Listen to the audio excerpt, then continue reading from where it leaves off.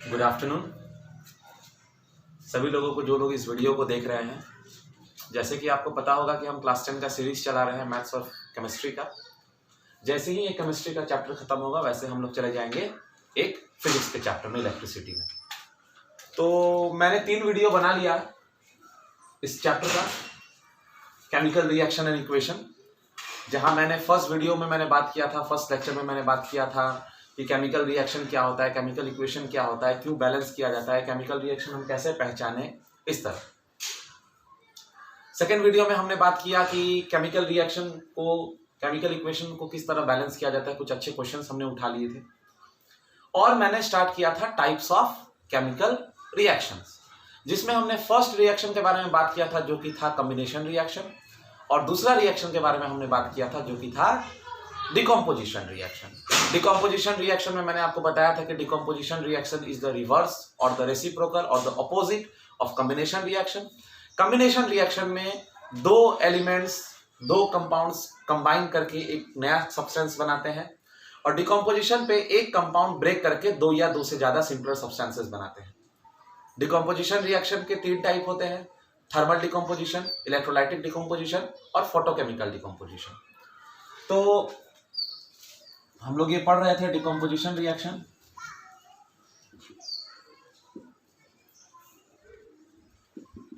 Decomposition reaction में हमने पढ़ा था कि एक कंपाउंड ए ब्रेक करके दो या दो से ज्यादा सिंपलर सब्सटेंसेस देते हैं। अब डिकम्पोजिशन के types, type number A,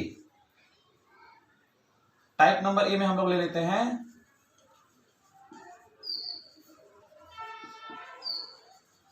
thermal decomposition. अब ये थर्मल डिकम्पोजिशन क्या है? थर्मल डिकम्पोजिशन का मतलब होता है किसी चीज को ब्रेक करना इन द प्रेजेंस ऑफ हीट। जैसे कि मान लीजिए आपके पास CaCO3 है, आपने हीट किया इसको, तो ये ब्रेक करके दे देगा CaO प्लस CO2। और भी है, FeSO4 को अगर आप हीट करोगे दे देगा Fe2O3 plus SO2 plus SO3। याद रखिएगा ये बहुत एक इंपॉर्टेंट रिएक्शन है। बहुत बार आपको पूछा जाता है what happens when ferrous sulfate is heated. So when ferrous sulfate is heated, it's very important. When ferrous sulfate is heated, it gives ferric oxide plus oxides of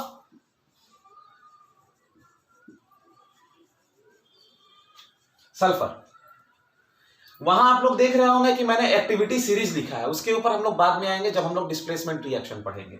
और इसको कहा जाता है फेरिक ऑक्साइड, और इसको कहा जाता है फेरस सल्फेट। तो यहां आप देख रहे होंगे कि कैल्शियम कार्बोनेट का या फेरस सल्फेट का डिकम्पोजिशन हो रहा है। यहां कैल्शियम कार्बोनेट टूट के कैल्शियम ऑक्साइड और कार्बन डाइऑक्साइड दे रहा है, यहां फेरस सल्फेट टूट के फेरिक ऑक्साइड और सल्फर डाइऑक्साइड और सल्फर ट्राइऑक्साइड दे रहा है। ये 2 एग्जांपल है आपके थर्मल डिकम्पोजिशन के। उसके बाद आ जाता है आपका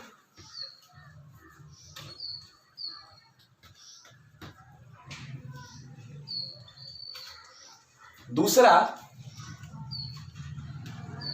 जो कि होता है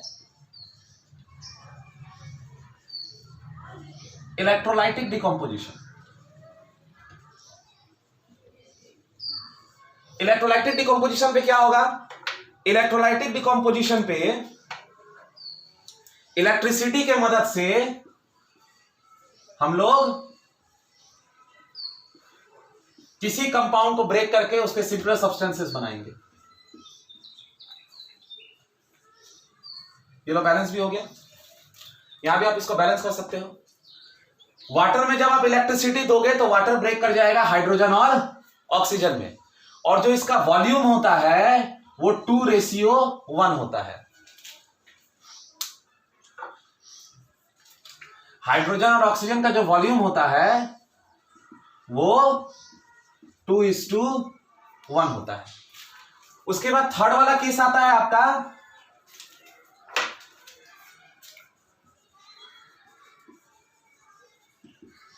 फोटोकेमिकल डिकम्पोजिशन।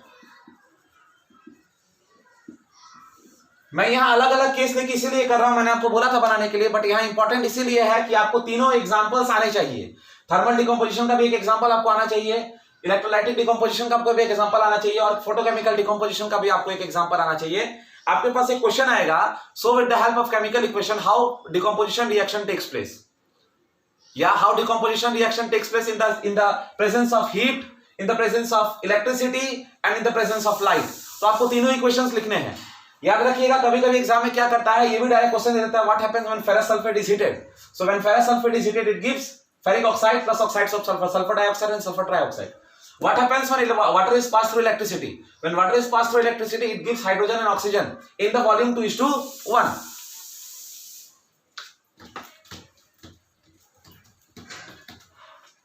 अब देखिए आपका आता है फोटोकेमिकल इक्वेशन। फोटोकेमिकल इक्वेशन में, फोटोकेमिकल डिकम्पोजिशन पे इस तरह से, यहां रिवर्सिबल का साइन इसलिए लगा है, जब आप हाइड्रोजन आयोडाइड को लाइट के प्रेजेंस में डिकम्पोज करवाइएगा तो ये हाइड्रोजन और आयोडीन देगा। एक और फेमस एग्जांपल है इसका AgBr, that will give Ag plus Br।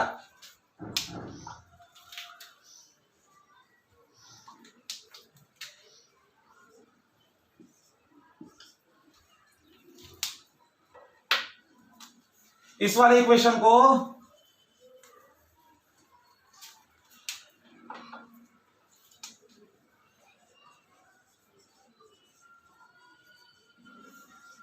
Photography में यूज किया जाता है और इसको कहा जाता है photo decomposition in the presence of light.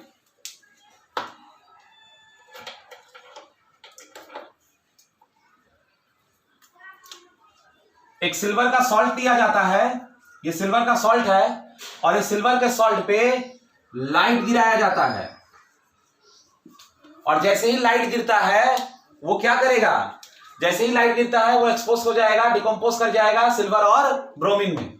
तो ये आपके तीन एग्जांपल्स थे जिससे मैंने आपको बताने का ट्राई किया कि डिकम्पोजिशन रिएक्शन क्या होता है। डिकम्पोजिशन रिएक्शन जो होता है वो तीन टाइप से होता है। डिकम्पोज करने के तीन तरीके हैं। पहला तरीका है जो आपको मैंने लिखा, थर्मल डिकम्पोजिशन, मतलब एक का सब्सटेंस ब्रेक करता है टू और मोर सिंपलर सब्सटेंसेस में the presence of heat, heat करके उसको डिकम्पोज किया जाता है, इलेक्ट्रिसिटी देकर डिकम्पोज किया जाता है, और लाइट देकर डिकम्पोज किया जाता है। ये वाला एग्जांपल भी बहुत जरूरी है कि यहां पर फोटोग्राफी के लिए इसको यूज किया जाता है।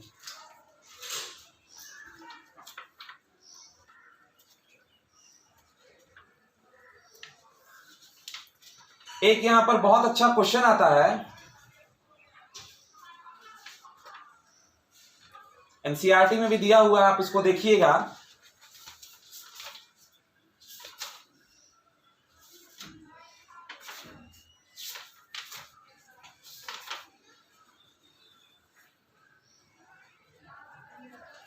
जो कि है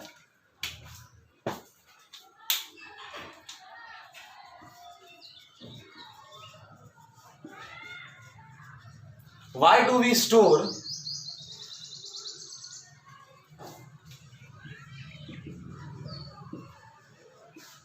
silver chloride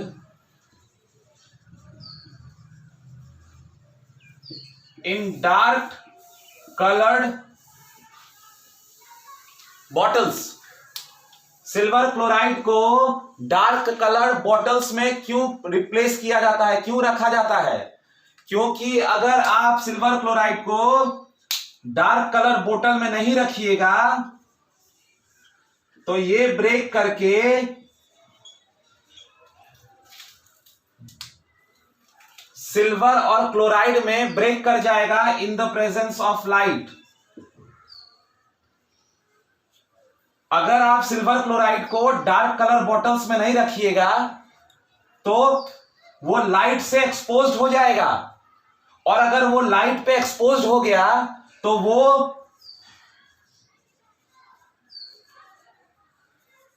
it will decompose to give silver and chlorine.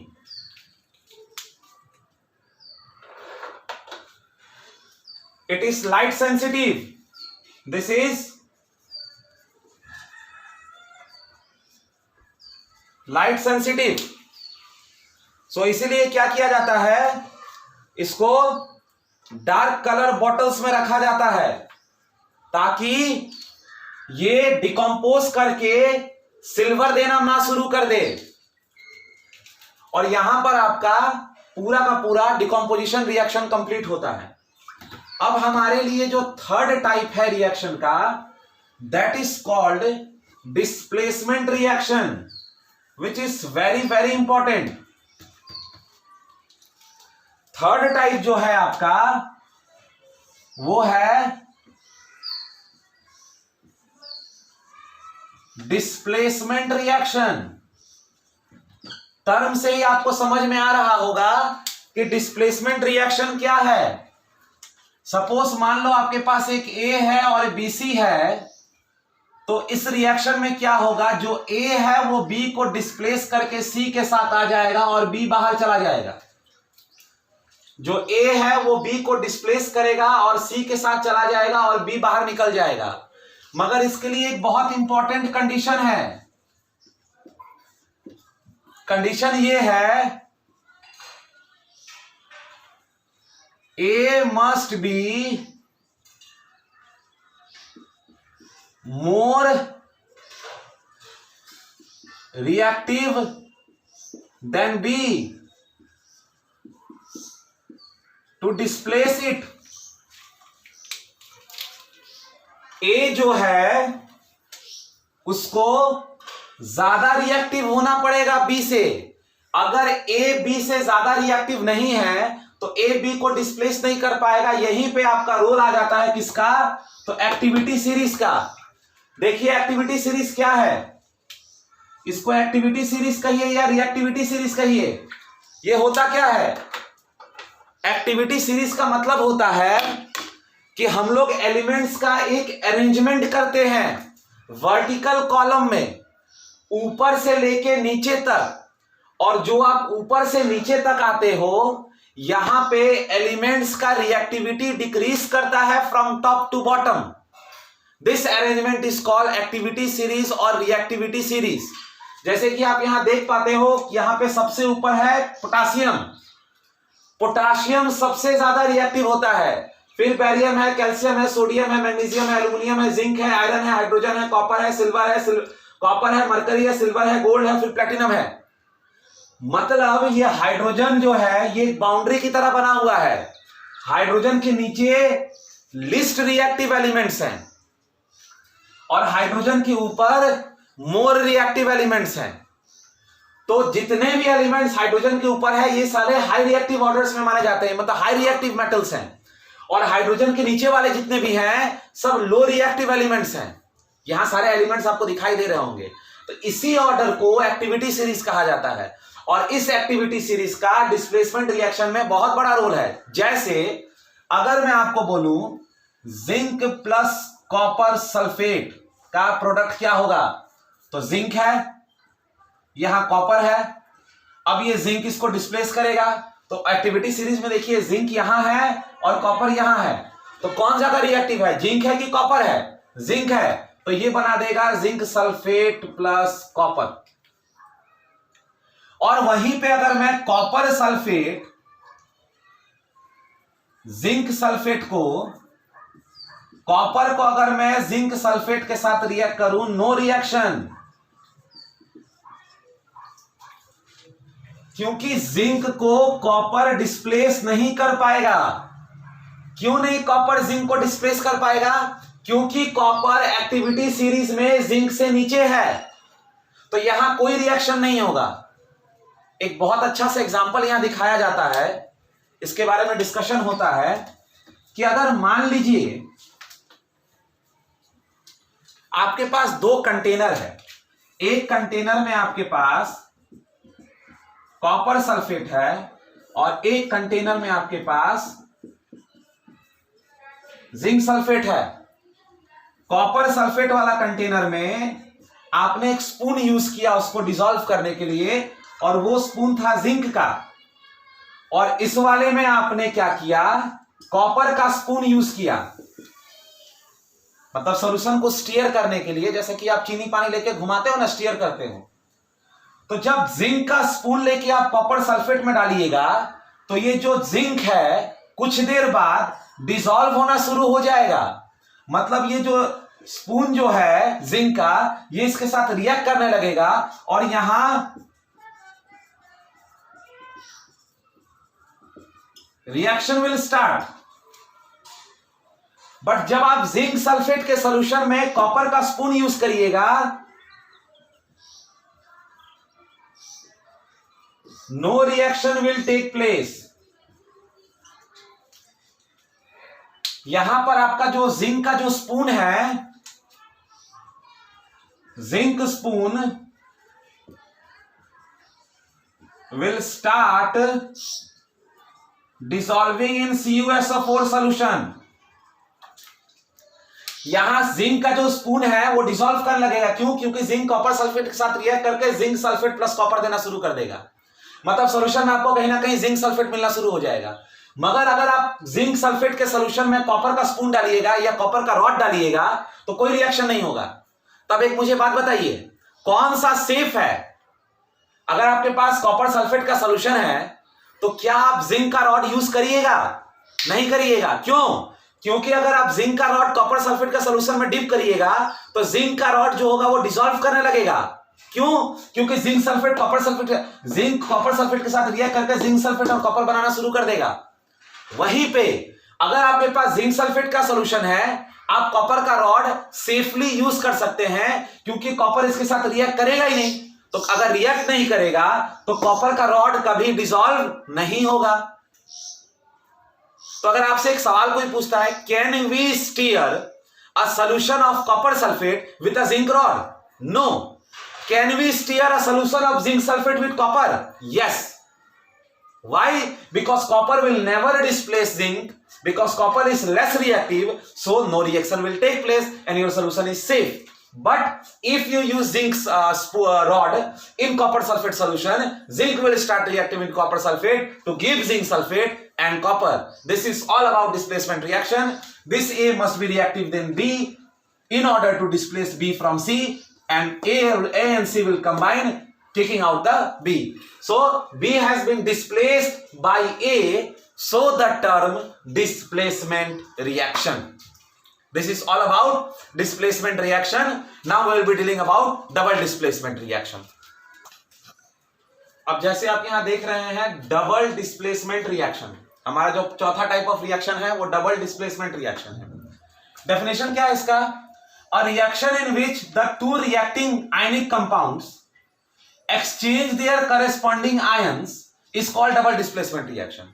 जैसे आपके पास AB है और CD है, तो जो A है पहले A के साथ B था, अब इस A के साथ कौन आ गया? देखिए इसका आयन D, और B चला गया C के साथ। यहां देखिए AgNO3 silver nitrate plus NaCl, तो यहां सिल्वर के साथ यहां पर कौन आ गया? इसका वाला क्लोरीन AgCl, और NO3 किसके पास चला गया? सोडियम के पास।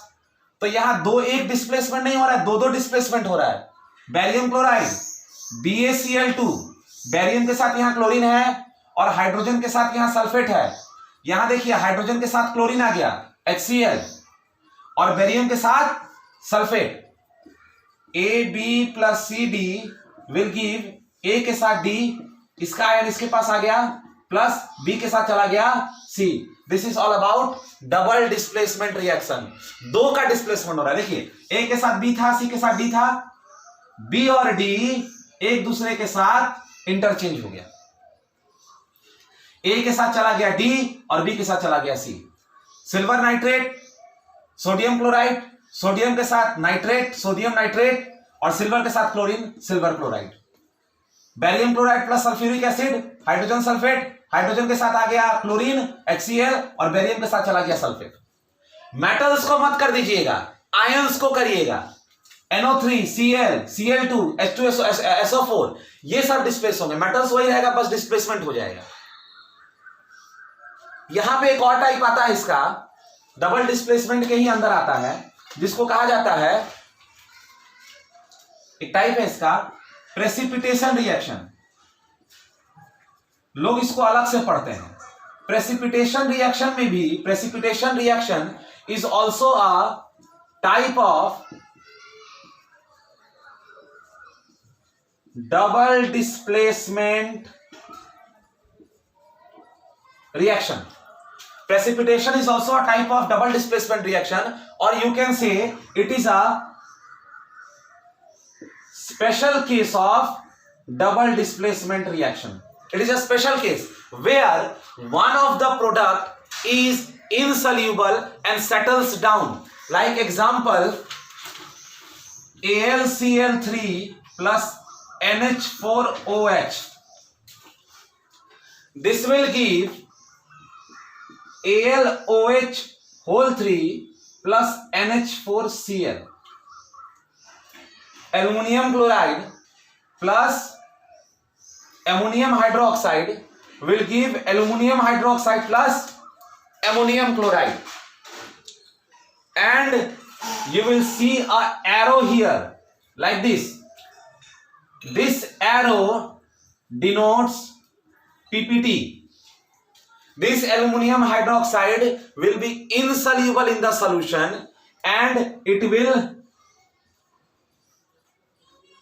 settle down in the container.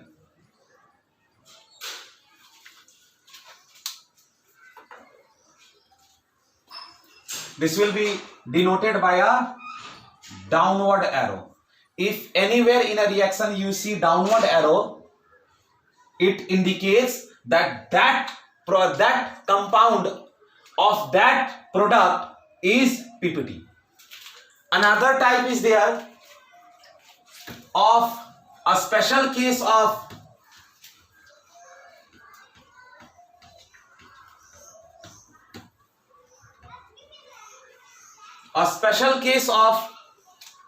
double displacement reaction is neutralization reaction. You have studied this reaction right from class 7, a reaction in which acid and base react to give salt plus water. Example, HCl plus NaOH will give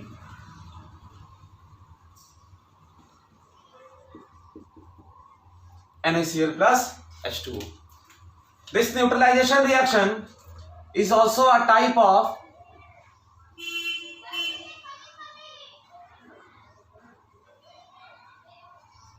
double displacement reaction.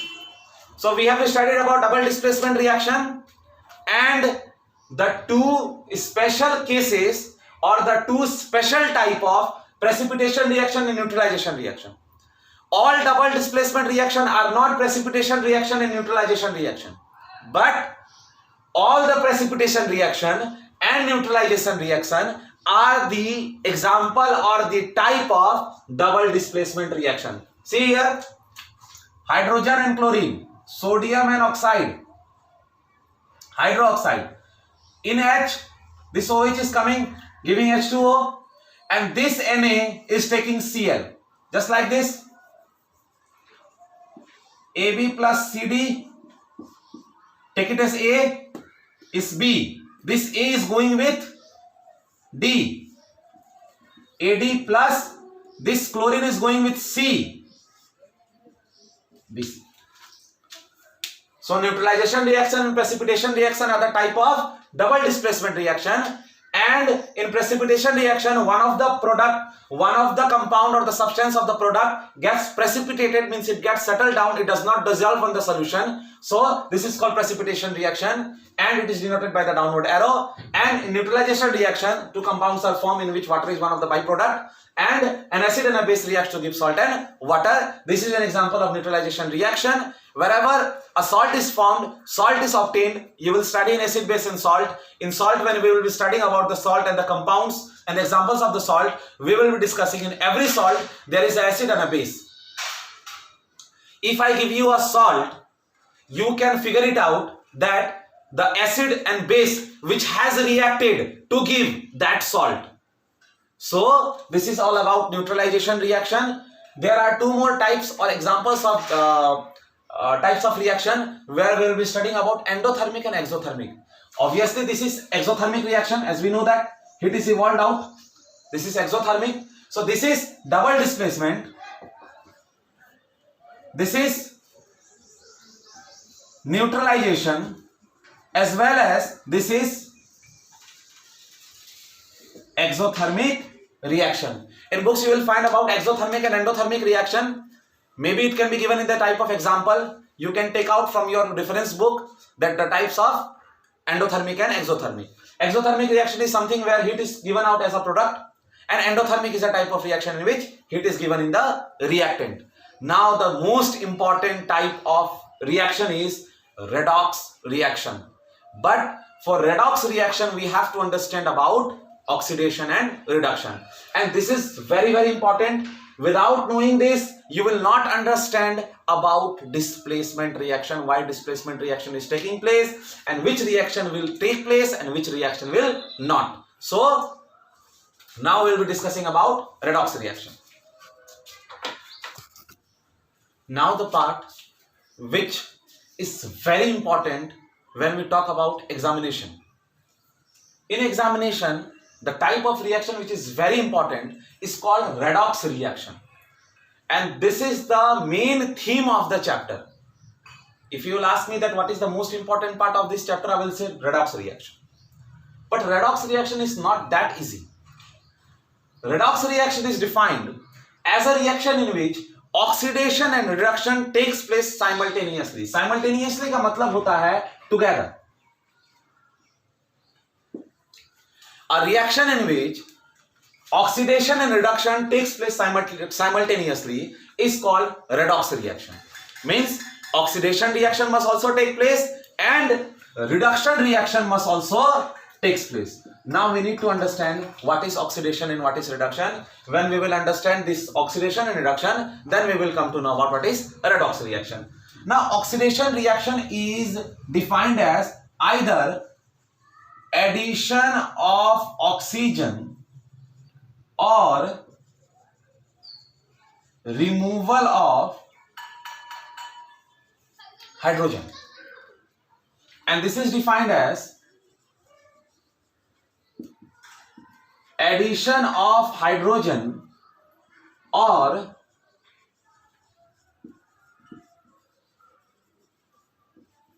removal of oxygen. So if in a reaction oxygen is being added, then we will call this as oxidation reaction, or hydrogen is being removed, then we will say it as oxidation reaction. And in reduction, if hydrogen is being added, then it will be called reduction, or oxygen is being removed, then it is called reduction. There is one more definition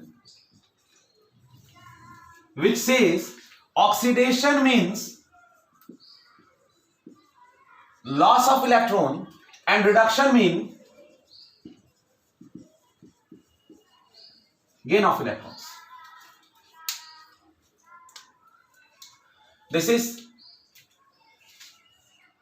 definition 1 and this is definition 2.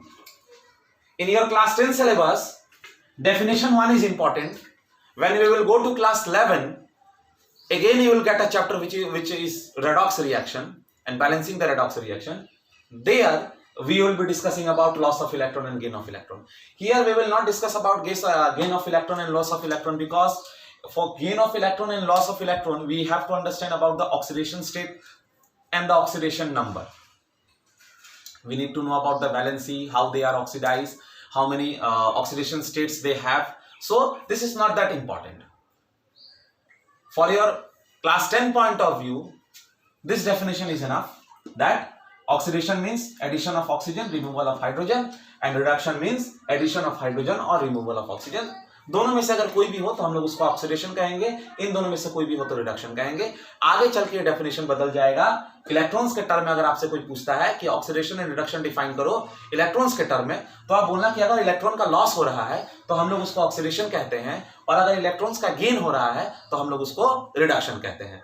ये हो गया definition आपका। अब हम लोग चलते हैं, इसको पढ़ते हैं पूरी डिटेल में कि ऑक्सीडेशन होता क्या है। रेडॉक्स रिएक्शन मतलब आप लोग, मुझे उम्मीद है कि आप लोग समझ गए होंगे। Redox reaction is something in which a reaction in which oxidation and reduction takes place simultaneously. एक से नहीं होगा, दोनों होना पड़ेगा। ऑक्सीडेशन और रिडक्शन दोनों होना इंपॉर्टेंट है, तब जाके हम लोग उसको ऑक्सीडेशन रिडक्शन प्रोसेस कह सकते हैं या फिर रेडॉक्स रिएक्शन कह सकते हैं। तो ऑक्सीडेशन रिएक्शन क्या होता है? ऑक्सीडेशन रिएक्शन में या तो gain of hydrogen, gain of oxygen हो, या तो लॉस ऑफ हाइड्रोजन हो। तो देखिए गेन ऑफ इलेक्ट्रॉन में क्या होता है। मान लीजिए कि आपने कार्बन को ऑक्सीजन के साथ रिएक्ट कर दिया, तो क्या बनेगा? Carbon dioxide. आपने यहां पर इसको बर्न किया बर्निंग से, या फिर एक और मैं एग्जांपल ले लेता हूं, magnesium plus oxygen will give magnesium oxide. इसको भी बर्न करने पे ही, अब देखिए carbon plus oxygen is giving carbon dioxide, magnesium plus oxygen is giving magnesium oxide. अब यहां देखिए कार्बन पहले अकेले था, अब इसके साथ ऑक्सीजन आ गया है, तो इस कार्बन का ऑक्सीडेशन हो रहा है। पहले रिएक्टेंट में सिर्फ कार्बन था, अब प्रोडक्ट में कार्बन डाइऑक्साइड है, मतलब कार्बन के साथ ऑक्सीजन जुड़ गया है। तो ये कार्बन के साथ जो ऑक्सीजन जुड़ा, तो यहां पर हम लोग गेन ऑफ हाइड्रो ऑक्सीजन कहेंगे। बर्न करके ही हुआ, मगर हुआ ना। उसी तरह मैग्नीशियम का भी, मैग्नीशियम क्या दे दिया? Magnesium oxide. मैग्नीशियम ऑक्सीजन के साथ आ गया तो मैग्नीशियम ऑक्साइड हुआ ना, ये मैग्नीशियम ऑक्साइड कहलाता है। अगर कोई भी एक मेटल ऑक्सीजन के साथ रिएक्ट करे तो प्रोडक्ट में वो मेटल ऑक्साइड देता है। तो यहां भी ऑक्सीजन ऑक्सीडेशन हो गया। किसका ऑक्सीडेशन हुआ? मैग्नीशियम का। किसका ऑक्सीडेशन हुआ? कार्बन का। कैसे हुआ? मैग्नीशियम ऑक्साइड मिल गया इसको, तो ऑक्सीजन ऐड हुआ ना जी। तो ऑक्सीजन ऐड हुआ तो किसमें ऑक्सीजन ऐड हुआ? मैग्नीशियम में। तो मैग्नीशियम का क्या हो रहा है? ऑक्सीडेशन हो रहा है। उसी तरह हाइड्रोजन का अगर मैं बात करूं,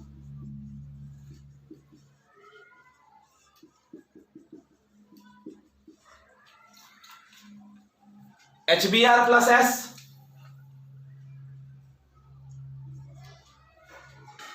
अब यहां देखिए, यहां क्या था? Hydrogen sulphide. यहां क्या हो गया? सल्फर।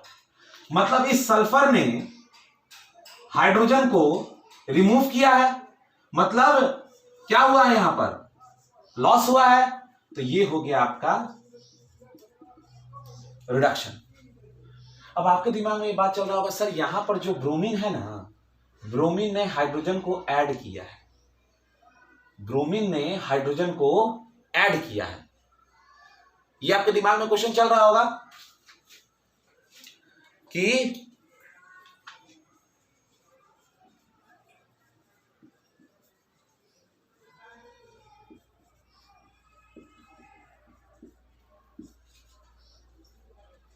सॉरी,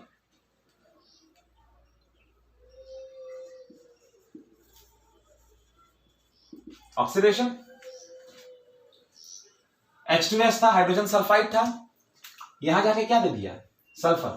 मतलब H2S में से hydrogen is removed from H2S, so hydrogen is removed from H2S, so this is oxidation. अब आपके दिमाग में चल रहा होगा, सर एक बात बताइए, ब्रोमीन पहले अकेले था, अब ब्रोमीन के पास HBr हो गया, मतलब ब्रोमीन ने H को ऐड कर लिया, तो क्या मैं ये कह सकता हूं कि ब्रोमीन का रिडक्शन हो रहा है? यस। अब आपको कुछ कुछ समझ में आ रहा होगा कि रेडॉक्स रिएक्शन क्या होता है। ये रेडॉक्स रिएक्शन है भाई। यहां पर जो Br है, यहां जाके HBr हो गया, मतलब addition of hydrogen, so this is reduction. एकदम कंफ्यूज नहीं होना है इसमें। बहुत बेसिक सा चीज एकदम दिमाग में बैठा लीजिए कि अगर किसी भी चीज में ऑक्सीजन का एडिशन हो रहा है, अगर वो ऑक्सीजन ऐड करवा रहा है अपने में, तो उसका ऑक्सीडेशन हो रहा है, या तो वो हाइड्रोजन रिमूव करवा रहा है तो भी ऑक्सीडेशन हो रहा है।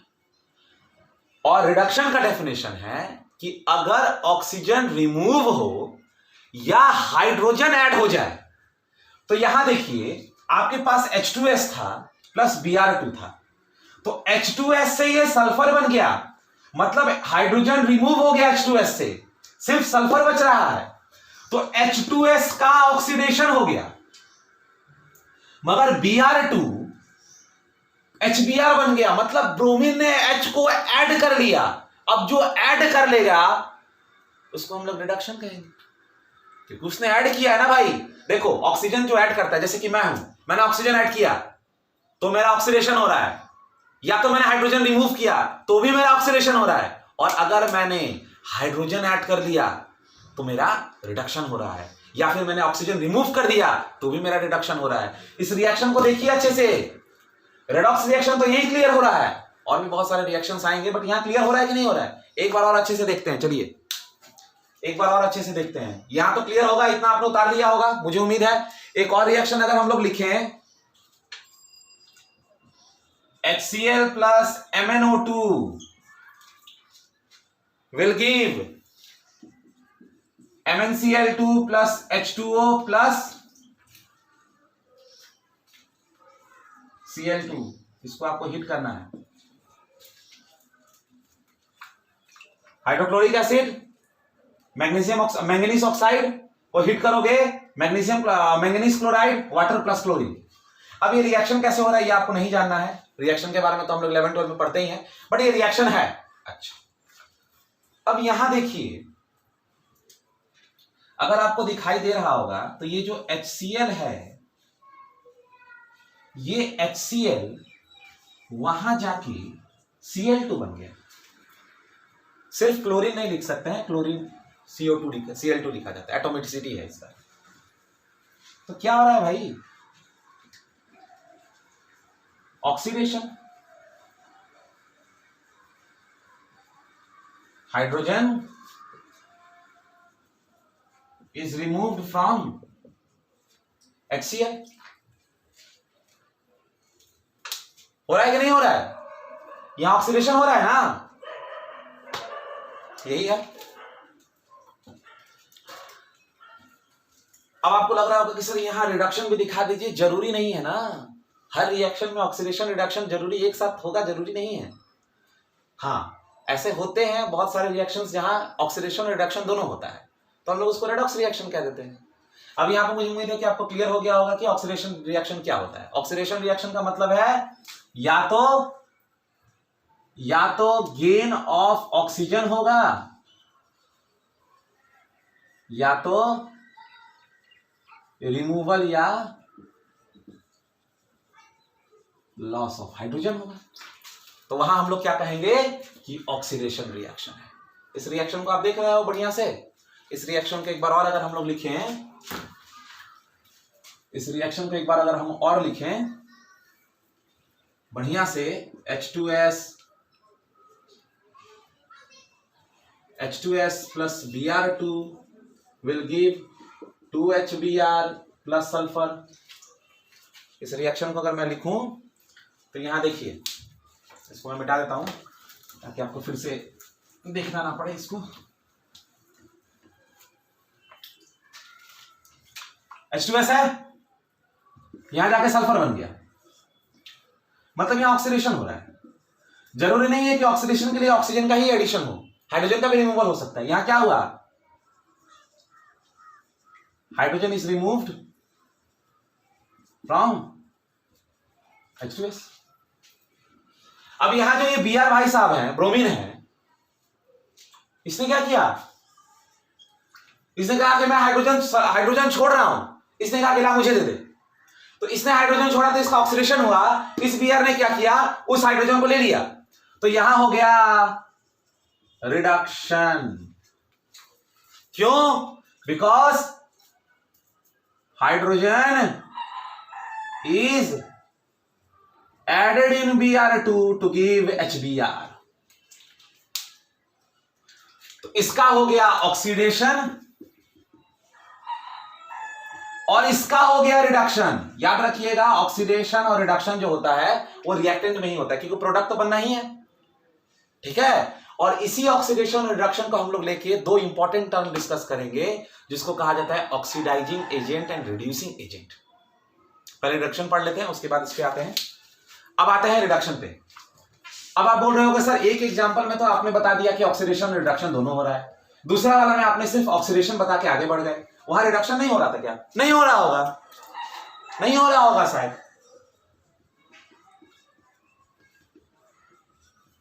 रिडक्शन रिएक्शन, और याद रखिएगा उस रिएक्शन को हम लोग रेडॉक्स रिएक्शन कहेंगे जिसमें ऑक्सीडेशन और रिडक्शन दोनों हो। सिर्फ एक होगा तो हम लोग उसको रेडॉक्स रिएक्शन नहीं कह सकते, हम लोग उसको बस ऑक्सीडेशन रिएक्शन कहेंगे।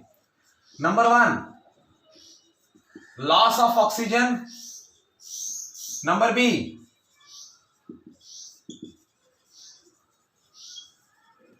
Gain of hydrogen.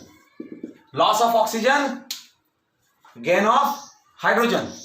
मान लीजिए आपके पास कॉपर ऑक्साइड है, कॉपर ऑक्साइड को आपने रिएक्ट कर दिया हाइड्रोजन से और फिर आपने कर दिया इसको हीट, तो ये दे देगा copper plus water. Cu plus H2 will give, in the presence of heat will give Cu plus H2। अब यहां देखिए क्या था, कॉपर ऑक्साइड था, यहां जाके ये क्या बन गया, कॉपर, मतलब reduction. Oxygen is removed from Cu, और यहां देखिए इसने क्या किया, H2 से H2O बना लिया, मतलब यहां इसका हो रहा है oxidation. Oxygen is added to hydrogen, तो copper oxide plus hydrogen, when you will heat it will give copper plus water, and copper oxide is giving copper, so oxygen is removed. Since oxygen is removed from copper oxide will give reduction, and hydrogen is becoming water, H2 is becoming H2O, so oxidation is taking place. Now addition of hydrogen,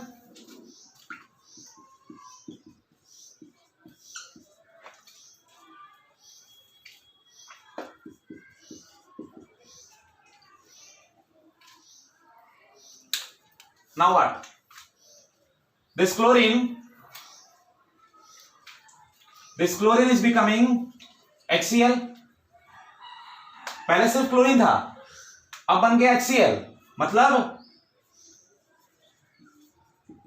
reduction. Why reduction? Addition of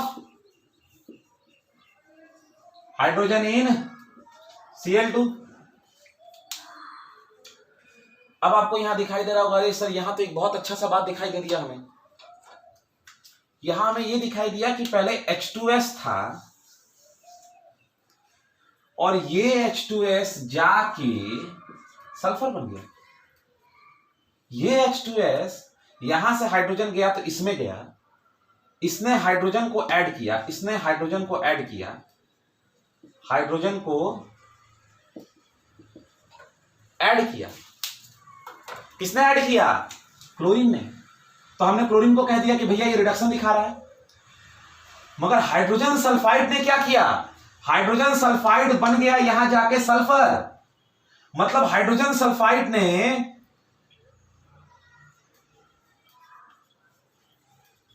hydrogen को remove किया, तब तो ये hydrogen sulphide वहां जाके sulphur बन गया। तो हाइड्रोजन सल्फाइड जो सल्फर दे रहा है इसको कहा जाएगा oxidation, because H2S is becoming S. Hydrogen is being removed. अरे इसने हाइड्रोजन छोड़ा, इसने ले लिया, तो इसने हाइड्रोजन छोड़ा तो ये ऑक्सीडेशन दिखा रहा है, इसने हाइड्रोजन को ले लिया, इसने हाइड्रोजन का एडिशन किया तो ये रिडक्शन दिखा रहा है, कहानी खत्म। तो ये भी एक टाइप ऑफ क्या हो गया,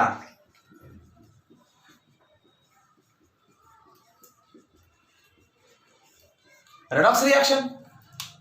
this is also a type of redox reaction ना। इसने क्या किया, हाइड्रोजन का एडिशन कर लिया, इसने हाइड्रोजन का एडिशन किया तो ये ऑक्सीडेशन दिखा रहा है, इसने हाइड्रोजन का एडिशन किया तो ये रिडक्शन दिखा रहा है, इसने हाइड्रोजन को रिमूव करके सल्फर बना दिया तो ये ऑक्सीडेशन दिखा रहा है।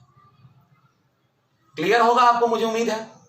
अब यहां पर हम लोग दो टर्म का और इंट्रोडक्शन करेंगे जिसको कहा जाएगा oxidising agent and reducing agent.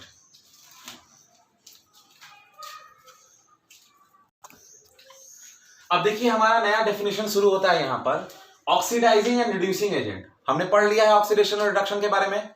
Oxidation का मतलब क्या है, ऑक्सीडेशन का मतलब है कि जहां ऑक्सीजन का एडिशन हो या हाइड्रोजन का रिमूवल हो उसको हम लोग ऑक्सीडेशन रिएक्शन कहते हैं, और जहां हाइड्रोजन का एडिशन हो ऑक्सीजन का रिमूवल हो उसे हम रिडक्शन रिएक्शन कहते हैं, और जहां ऑक्सीडेशन और रिडक्शन एक साथ हो उसे हम रेडॉक्स रिएक्शन कहते हैं। अब हमारे दिमाग में डाउट चल रहा होगा कि सर जहां सिर्फ ऑक्सीडेशन हो तो वो ऑक्सीडेशन रिएक्शन होगा, जहां सिर्फ रिडक्शन हो तो वो रिडक्शन रिएक्शन है, वो रेडॉक्स नहीं है। रेडॉक्स एक स्पेशल टाइप है जहां ऑक्सीडेशन और रिडक्शन दोनों हो रहा है। अब देखिए यहां ऑक्सीडाइजिंग एजेंट क्या होता है, एक ऐसा सब्सटेंस जो कि एडिशन ऑफ ऑक्सीजन या रिमूवल ऑफ हाइड्रोजन करवाता हो उसे हम कहेंगे ऑक्सीडाइजिंग एजेंट। एग्जाम्पल O2 है, O3 है, H2O2 है, Cl2 है, HNO3 और भी बहुत सारे एग्जाम्पल है। जो करवाता हो उसे हम कहेंगे ऑक्सीडाइजिंग एजेंट। और उसी तरह अगर हमें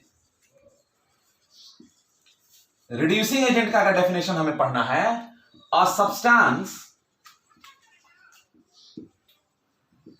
which causes addition of hydrogen or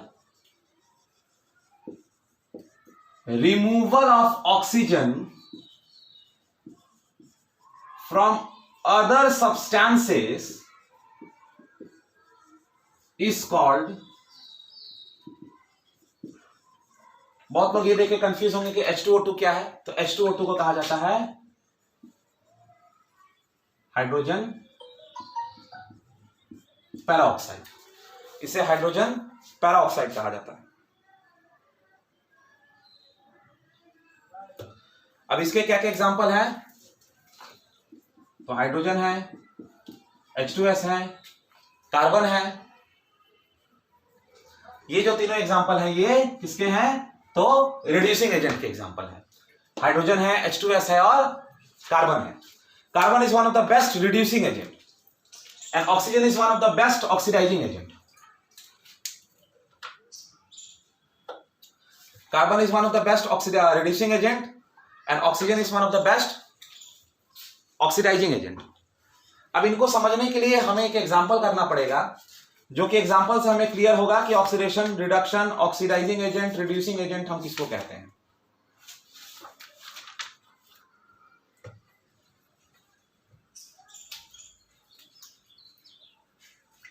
मुझे उम्मीद है कि आपने लिख लिया होगा, इसको मिटा देता हूं मैं एक एग्जांपल लूंगा जिससे आपको ये डेफिनेशन और बढ़िया से क्लियर हो जाएगा।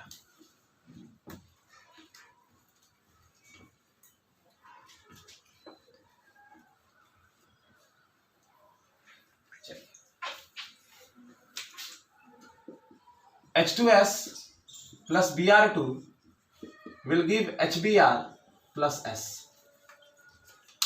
देखिए मैं बैलेंसिंग नहीं कर रहा हूं, ठीक है, यहां आप 2 लगा सकते हो, आप समझ रहे हो कि यहां 2 लगता है।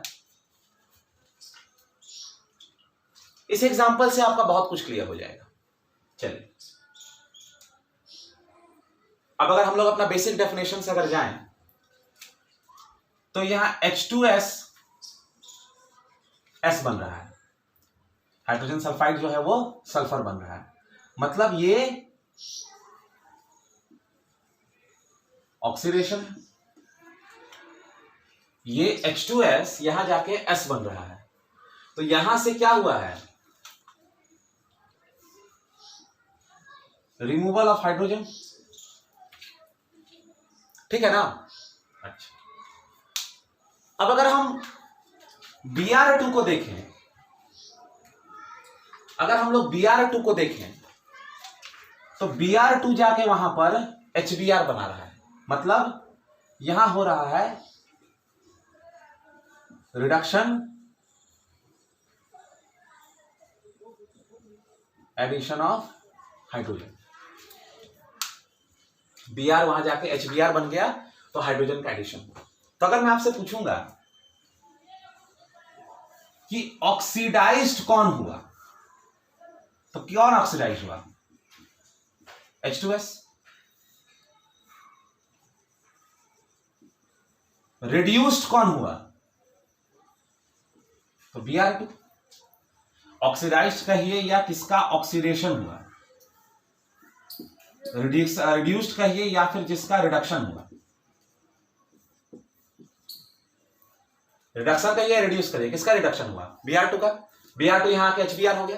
अच्छा, ऑक्सीडाइज मतलब H2S, H2S वहां जाके H बन गया, मतलब H2S ने हाइड्रोजन रिमूव किया तो H2S से S बन गया। अब अगर मैं यहां आपसे पूछूं कि ऑक्सीडाइजिंग एजेंट कौन है और रिड्यूसिंग एजेंट कौन है, बहुत बढ़िया क्वेश्चन।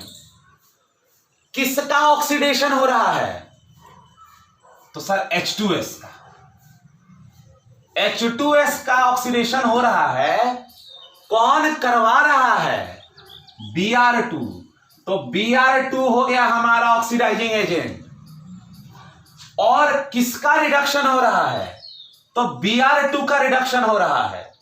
Br2 वहां जाके HBr बन रहा है, एडिशन ऑफ हाइड्रोजन हो रहा है, तो Br2 HBr बन रहा है, तो रिडक्शन हुआ। किसके वजह से हुआ, H2S के वजह से बन गया आपका। जिसका ऑक्सीडेशन हो रहा है वो अकेले ऑक्सीडेशन नहीं कर सकता है, कोई करवाता है। तो इसका ऑक्सीडेशन हुआ और इसका रिडक्शन हुआ। अगर इसका ऑक्सीडेशन हुआ तो इसने मदद किया, एजेंट, ऑक्सीडाइजिंग एजेंट। जैसे कि मान लीजिए आप एक आदमी हायर करते हो, आपने कोई काम किया है तो किसी के द्वारा किया गया है, वो एजेंट है। तो एजेंट कौन है, Br2 है। Br2 का रिडक्शन हुआ है तब तो H2S का ऑक्सीडेशन हुआ है, मतलब इसके वजह से ना इसका ऑक्सीडेशन हुआ है। तो Br2 हो गया ऑक्सीडाइजिंग एजेंट, और Br2 में HBr बन गया है, हाइड्रोजन का एडिशन हुआ है। तो H2S ने करवाया है रिडक्शन, तो रिड्यूसिंग एजेंट हो गया। मुझे उम्मीद है कि ये अब इससे बढ़िया एग्जांपल नहीं हो सकता आपको समझाने के लिए कि ऑक्सीडेशन और रिडक्शन क्या होता है, या फिर ऑक्सीडाइजिंग और रिड्यूसिंग एजेंट क्या होता है।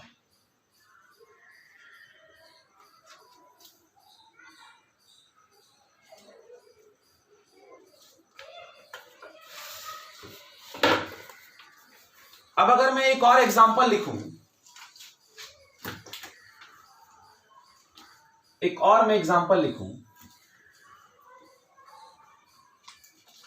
आपके टेक्स्ट बुक से ही लिख रहा हूं एक example. Example number 2, PbO plus lead oxide plus CO2। Solid gas में है, मैं यहां 2 लगा दे रहा हूं। चलिए अब देखिए, कार्बन के साथ क्या हुआ, कार्बन डाइऑक्साइड बन गया। तो कार्बन में ऑक्सीजन ऐड हुआ तो इसका क्या होगा, ऑक्सीडेशन होगा। और लीड ऑक्साइड वहां जाके क्या बन रहा है, लीड। तो इसका क्या हो रहा है, मुझे उम्मीद है कि अब आपको प्रॉब्लम नहीं होगा। PbO बन रहा है, Pb, ऑक्सीजन रिमूव किया, कार्बन बन रहा है CO2, ऑक्सीजन ऐड हुआ। तो यहां मैं लिख दे रहा हूं एडिशन ऑफ ऑक्सीजन, और यहां रिमूवल ऑफ ऑक्सीजन। तो बताइए ऑक्सीडेशन या ऑक्सीडाइज कौन हुआ है? कार्बन। रिडक्शन और रिड्यूस्ड कौन हुआ है? पीबीओ। यहां 2 लिखने की जरूरत नहीं होती है, वो तो बैलेंस करने के लिए किया गया। अब बताइए ऑक्सीडाइजिंग एजेंट कौन है? किसका ऑक्सीडेशन हुआ है? कार्बन का। कार्बन का ऑक्सीडेशन हुआ है, किसने करवाया? पीबीओ ने। तो पीबीओ बन गया ऑक्सीडाइजिंग एजेंट। और किसका रिडक्शन हुआ है? पीबीओ का। किसने करवाया? कार्बन ने। तो कार्बन हो गया रिड्यूसिंग एजेंट। मतलब जो ऑक्सीडाइज होता है वो रिड्यूसिंग एजेंट होता है, और जो रिड्यूस्ड होता है वो ऑक्सीडाइजिंग एजेंट होता है। और यहीं से आपका जो मेजर पोर्शन है वो क्लियर हो गया। अब अगर आपसे ये कोई पूछेगा ये कौन सा टाइप ऑफ रिएक्शन है, तो आप कह सकोगे कि ये भैया रेडॉक्स रिएक्शन है, क्योंकि यहां ऑक्सीडेशन और रिडक्शन एक साथ हो रहे हैं। और यहां चल के हम लोग खत्म कर दिए अपने रेडॉक्स रिएक्शन पार्ट। 2 छोटा छोटा टॉपिक बच रहा है, रेंसिडिटी और कोरोजन। हम जब अगला क्लास लेंगे तो अगले क्लास में हम लोग ढेर सारा इसका क्वेश्चन करेंगे, कम से कम 6 या 7 क्वेश्चन करेंगे, जहां हम लोग oxidation, reduction, oxidising agent, reducing agent के बारे में डिस्कशन करेंगे, किसका रिड्यूस हुआ है, और मैं आपको टाइप्स ऑफ केमिकल रिएक्शन का एक रिवीजन करा दूंगा। तो पढ़ते रहिए। अगर आपको लग रहा है कि कुछ छूट रहा है मुझसे, या फिर आपको लगता है कि मैं इंप्रूवमेंट और कर सकता हूं किसी जगह पर, तो आप प्लीज कमेंट सेक्शन में मुझे बताइए कि कहां इंप्रूवमेंट हो सकता है। मैं ट्राई कर रहा हूं अपना बेस्ट देने के लिए जिस तरह पॉसिबल है, और आपका ये काम है कि इस वीडियो को देखिए, पढ़िए और अपने बाकी दोस्तों से शेयर करिए। Thank you.